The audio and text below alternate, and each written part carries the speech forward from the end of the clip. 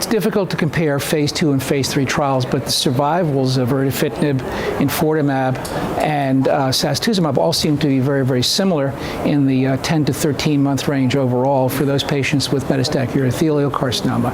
Of course, we look at Sacituzumab, those patients were heavily pretreated in the phase 2 study. In fact, they had a median of 3 cycles of Sacituzumab govitecan.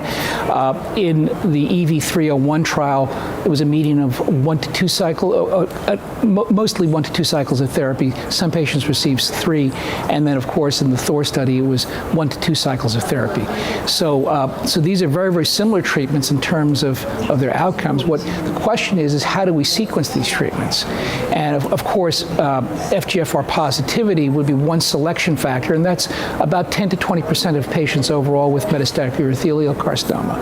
But comparatively, we have no data in randomized trials that suggest efficacy of one versus the other.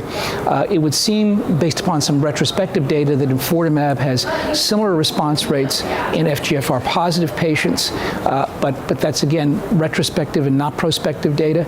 So I think the way that we have to look at this is in terms of toxicities. Enfortumab has neuropathy, hyperglycemia, and skin rash as a toxicity. Erdafitinib, predominantly hyperphosphatemia, nail bed changes, fatigue, and central serous retinopathy, which requires that the patient be monitored by an ophthalmologist. And then Sacituzumab is neutropenia as well as diarrhea. So you have to select, at least based upon toxicity, from your individual patient's profile and performance status.